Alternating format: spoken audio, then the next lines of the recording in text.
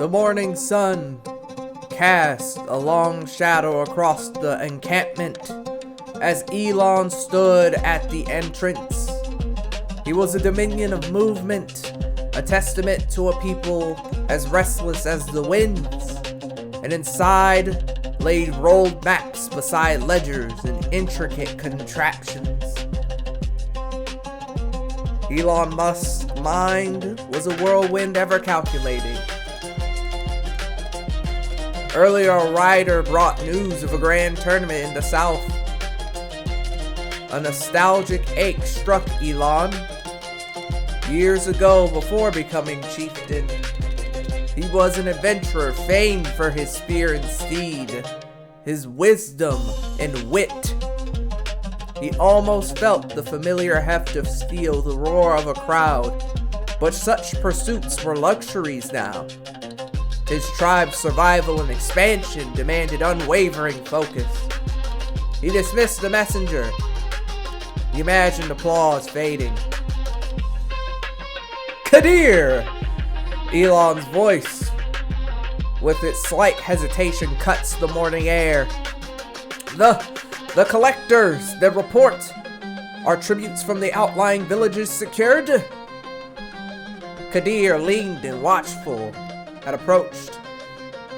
They are, Lord Elon. Coffers are fuller. Most paid willingly. The reluctant were persuaded your reputation for meticulous accounting serves us well. Good. Every measure of grain, every golden drake is a stone in our foundation. His gaze shifted to his warriors drilling. The clash of practiced weapons at a familiar backdrop. His horde, the sword of the Sahel, needed constant sharpening. He summoned his blood brother, Simeone Isak. Simeone was, of course, carved from leather and iron, his face a chronicle of campaigns. Simeone, my brother, the Lancers are dependable, but these new Sahel horsemen, I've been scrutinizing their potential. Their effectiveness against the heavy infantry is compelling. They possess a surprising potency that their lesser cost perhaps belies. I'm considering re-equipping a wing or two. What is your assessment? Swift, Lord, and agile. Against a shield wall, they could be disruptive like desert hornets. They harass, exploit weaknesses, withdraw quickly.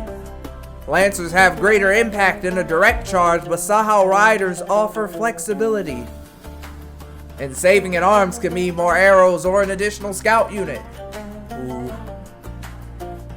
It was enthusiasm that lit in Elon's eyes. Precisely, my brother. It is an ecosystem, a nomadic system. Not one unit strength, but the totality of our strategic footprint. All the capabilities, the efficiencies, they interlock, it compounds. We must calculate several moves ahead of our enemies and anticipate their responses and have countermeasures. This is how we will win and maximize our return. The orders were given. Simeone Isak nodded and went to implement. Elon's thoughts then turned inward as he gathered all of his people. The camp sounds, children, blacksmith, and herds. The central tent was ready, the carpet was laid, the braziers were lit, and now he was ready for the session. His clumsiness was... Whispers were about Tor, his bodyguard, had grown aloud. Tor the Griffin, built like a siege tower, was immensely loyal but demonstrably inept at guarding. His clumsiness was becoming a subject of hushed amusement. The chief instigator was Sicko, a warrior capable, whose ambition was a raw chafing wound. Sicko's scorn of Tor's ineptitude may be read this as scorn for Elon's judgment. As Elon entered this assembly tent, silence fell through in a renewed hum. He moved his carved tool draped with a black lion's pelt and snagging his foot on the carpet, lurching precariously. Suppressed laughter rippled through the tent. Elon saw it. Sicko, near a support pole, smirked, his eyes meeting Elon's in a challenging moment. The initial petitions were mundane. A mayor dispute, a wall repair request. Elon listened patiently. His judgment was swift and fair. As Elon entered the assembly tent, silence failed. Then a renewed hum. My lord. He moved to his stool. I am doing a good job, my lord. The black lion's pelt. Tor, lumbering faithfully, snagged his foot on the carpet, lurching precariously. Suppressed laughter ripped through the tent. Elon saw it, pity and anticipation. Sicko smirk widened. His eyes meeting Elon's in a challenging moment. Irritation. He was a veteran adventurer. Tor's ineptitude was an affront, yet his devotion was a shield. Elon's gaze swept from Tor to Sicko, then to another vassal who enjoyed such moments. Sicko, Elon mused internally.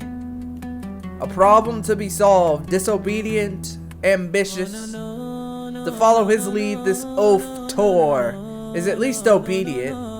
The dynamic is interesting. He knew he'd replace Tor and deal with Sicko, but not now. Now was the time for demonstrating authority. He turned to Tor, his voice quiet yet weighty. It silenced the tent. Tor, your commitments to my personage is valued. Perform your duties with a continued diligence. A masterful deflection. The assembly breathed. Sicko's grin faltered. With the air cleared, Elon signaled for formal petitions. First was McGinn, tall, lean, weathered with the steady gaze of an experienced fighter. My lord Elon, Magan said, his voice clear. I am Magan, late of the Cordovon garrisons. An experienced fighter skilled with spear and shield. I have led patrols. I offer my services to your great Zagro Dutch. Cordovon? A long way. What brings you to nomadic life? You speak of experience. Many do. Demonstrate your worth not just with words. I need a master of the hunt. I need a keen eye and a sharp mind for tracking. Do you possess such talents? I've hunted more than men, my lord. I know the wilds and barracked discipline. I can track a sand fox or a raiding party. Give me the chance and I'll prove my worth. We shall see, Magan. Your confidence is noted. Next was Torfu, a blacksmith, burly with thick arms and a face full of soot. Esteemed chief in Elon, I'm Torfu, a smith. My forges create excellent weapons, but times are hard and iron is costly. I have a proposition. If permitted to export some fine weapons to other lands, perhaps even settle folk with your discretion, we might both see a profit, chieftain. A significant portion would go to your treasury. Profit? Torfu. Now that's a word I understand. And arms dealing, huh? That's pretty delicate business.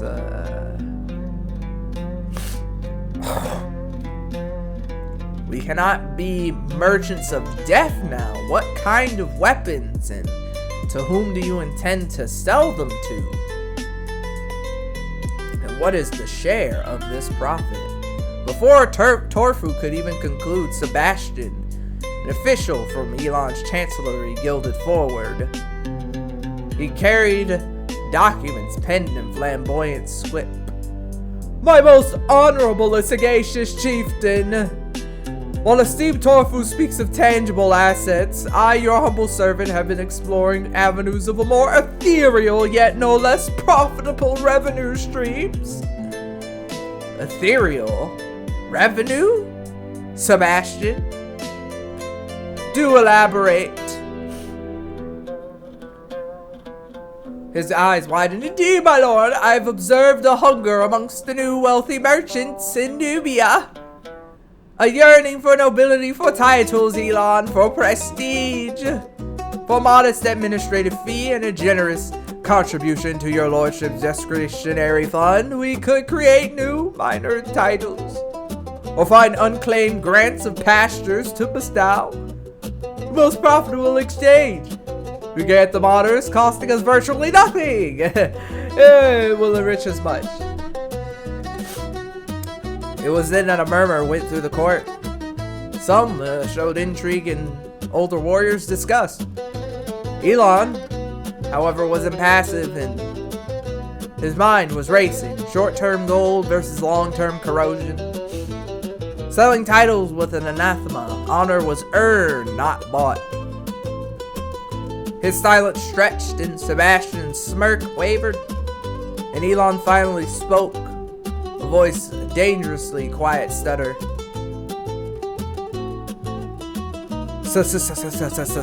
Sebastian, you propose I peddle the name and honor of this tribe like a charlatan selling snake oil?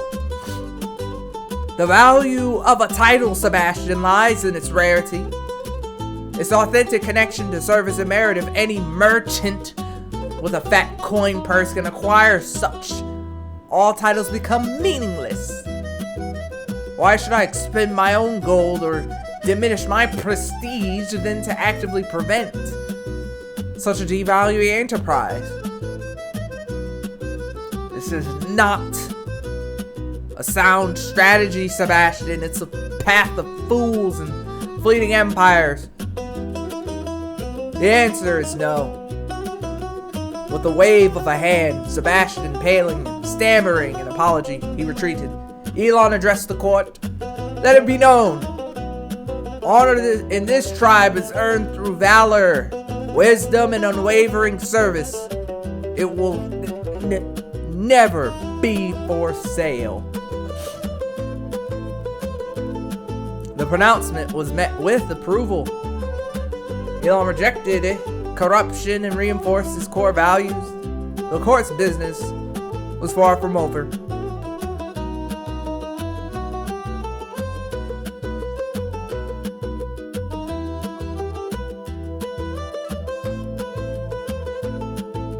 His mind shifted to matters of honor to more tangible assets that sustained his people. Prisoners recently taken in a skirmish were brought before him. His instincts were sharp. Each captive represented potential influence of gold.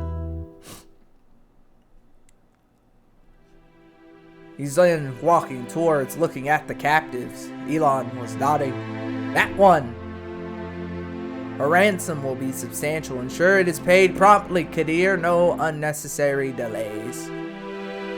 It will be done, chieftain. His family, her family, has already been contacted. And on to more pressing matters. Kadir, what of the tributaries to the west? Are they still sending the required herd tribute? Well, my chieftain, they believe that we are too far. They think that they no longer need to pay us tribute. They have stopped. Well, that's an issue. I think we're gonna have to teach them a lesson at some point if they think they can just stop paying us. The day's court had also highlighted persistent issues of his council.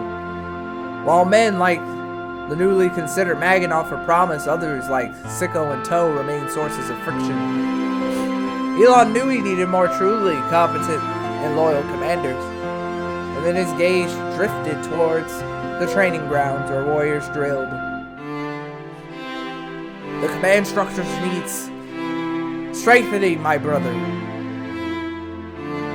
We need men of unwavering loyalty and proven capability, not just placeholders. Finding such men is a constant challenge, brother. Many are drawn to your banner, but few possess the right mix of skill and character. Maybe an alliance could bolster our position. The young lord in the north still commands a considerable force. Ugh. Huh. That guy? He'd sooner spit on us than clasp hands in friendship. Filthy horse lord, he calls me. Nomadic and uncultured. His contempt for our very way of life runs too deep for any meaningful alliance. No, my brother, we look to our own strength. We cannot build our future on the shifting sands of such prejudice. A new opportunity soon presented itself, intertwined with a fresh challenge. Word reached Elon that he was now the cultural head. A significant development. An affirmation of his influence, and of course this allowed him the right to plunder those who stood outside of his culture. Yet almost immediately, a pressing concern emerged from the land itself. Scouts reported vast, wild herds moving across their traditional grazing areas, consuming everything in their path, leaving little for the tribe's own livestock. Elon! Chieftain! They are like plagues of locusts. They devour grasses and foul our water holes. Our own flocks will starve if these beasts are not driven off soon. The people, they are frightened, my chieftain. Driving them off would earn you much gratitude from the common folk, chieftain. It will be a popular move. Oh. Popularity is a fleeting currency. The gratitude of the people is valuable, yes, but these wild herds, they also are significant, if untamed, resources. Their hides and meat, even live capture for breeding or trade, is a great influx of wealth. We will manage these herds, but to our benefit, gather the hunters. It will be a difficult undertaking, but the rewards could be substantial. And with the wild herd situation addressed, at least in plan, Elon's focused on the tribe's next migration. The most direct routes to fresh pastures were fraught with peril. Treacherous mountain passes and forests known to harbor ambushers. Elon consulted his most experienced scouts, decided on a more longer, arduous path, but one that promised greater safety. He had a seasoned mountaineer to guide the passage. It would take time, this journey. It would consume more supplies, but the lives of his people were valued above swiftness. The plains, however, were a harsh mistress, ever ready with new trials. Midway through their trek, a worrying ailment spread across their own herds. Animals that were once robust and energetic grew listless, and their numbers dwindling by the day. The weakness threatened to cripple the tribe's most vital resources, and the very foundation of their nomadic wealth and sustenance.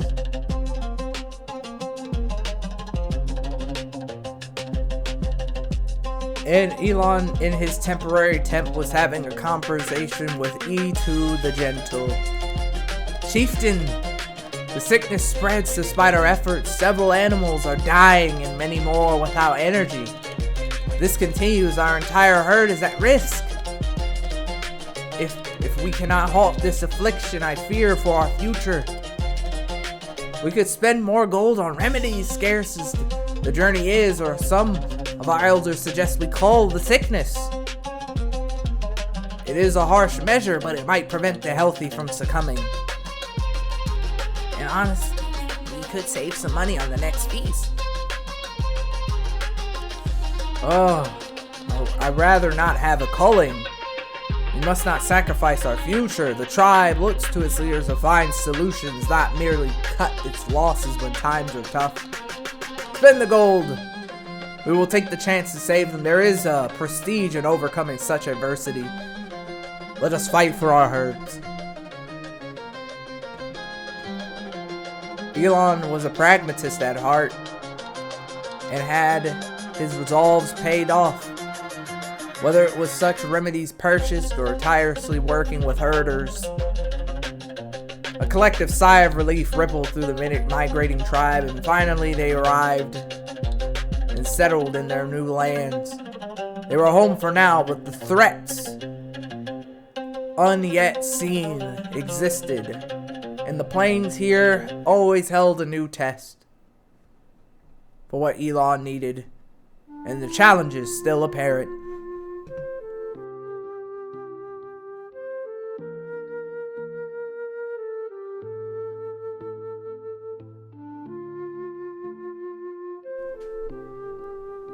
And now, Elon's return to the home encampment offered but a fleeting respite. The successful recovery of their herds was a testament to his leadership. Yet the plains were a fickle provider here. No sooner did they had settled into a semblance of routine than grim tidings arrived. Scouts and traders were bringing word of the drought gripping Nubia and the Sahel, their own lands caught squarely in its parched embrace. The earth cracked, the grass withered, and vital water holes began to shrink. Severe droughts until 1096, 10 years. The Sahel and Nubia will be barren. Our herd gain will be significantly lower, and our survival years threatened if this persists. The men are already feeling it, chieftain. The animals here are restless. Grazing is becoming scarce. We may need to range further and further, exposing us to other dangers. Where is this area located? Again, the Sahel. That's us. For this region. The Nubians to our east. And the Abyssinians, we have managed to take what we need from them, but the growing tensions of being so close, it's very too dangerous for us. What of the lands we were previously at before? Maybe it has been given enough time to breathe and restore. My chieftain, moving an entire tribe with our herds, it's a monumental undertaking again with this drought, and we just even moved here.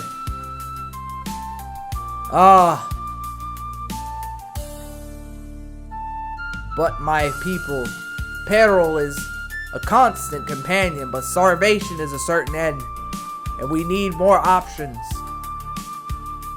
Scouts that pass into that area find out what tribes control them and their disposition. What is their price? Every decision now carries an immense weight. And as if the droughts were not trials enough, internal tensions began to spread throughout the camp. Two of his prominent vassals were at their throats and their followers nearly coming to blows.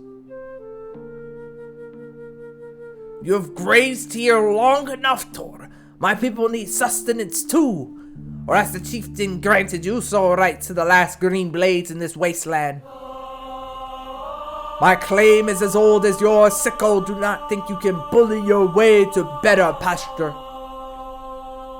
Elon, running up, began to cut through their argument like an undeniable blade. Enough! While you two bicker like hungry jackals over a carcass, the entire tribe suffers. This land, this grass, it will serve all our people. Since you cannot agree, I will decide. The flock here will be managed by my herdsmen for the common good. Your private disputes will not jeopardize our collective survival.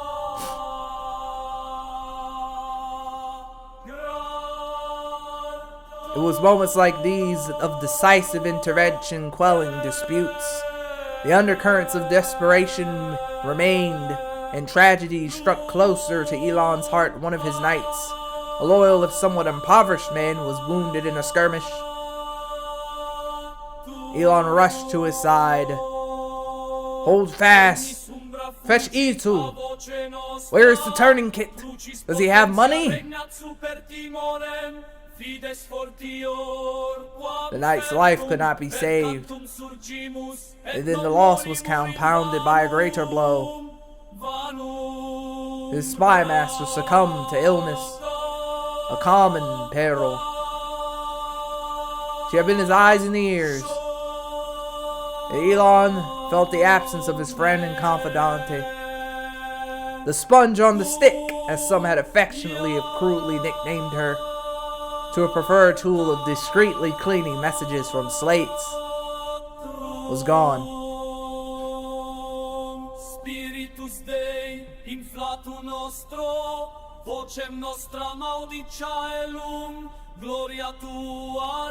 And her replacement, of course, a physician missing, but opportunity arisen, toward the griffin, while a bumbling bodyguard possessed the highest intent and capacity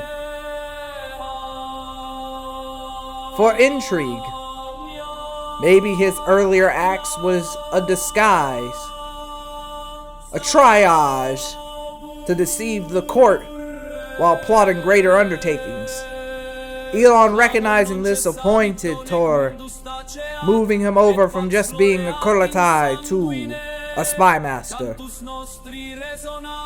Elon knew that projecting strength and stability even in dire times were crucial. He decided it was time to invest in his court, such as they were for the chieftain.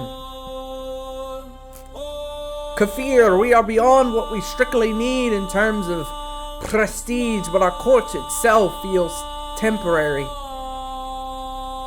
We must recruit more servants and improve the lodgings here. We may be nomadic, but that doesn't mean we can't show our status and prestige. Then there was buzzing in the camp, the hiring of servants and the construction of a more substantial yurts and moving quarters. Elon was already focused on conflicts, his scouts reporting and confirming enemies advancing through nearby ranges.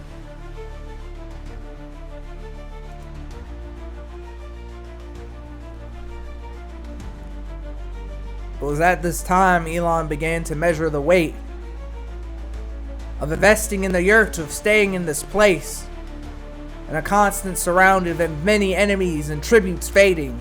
Perhaps it was time to move back to old lands and refertile the Hirsches. But we will not leave this area on its own. Instead, we will take what we need. We will grab what we can from the Coptic kingdoms and return back to our own homes and get what is due from us. Because if the grass doesn't provide, the sky will provide. If any intends to attack us, we will be ready for them. The drought may test our endurance, but our fighting spirit, that remains undiminished. Sanctity may be a distant dream, but first we secure our present.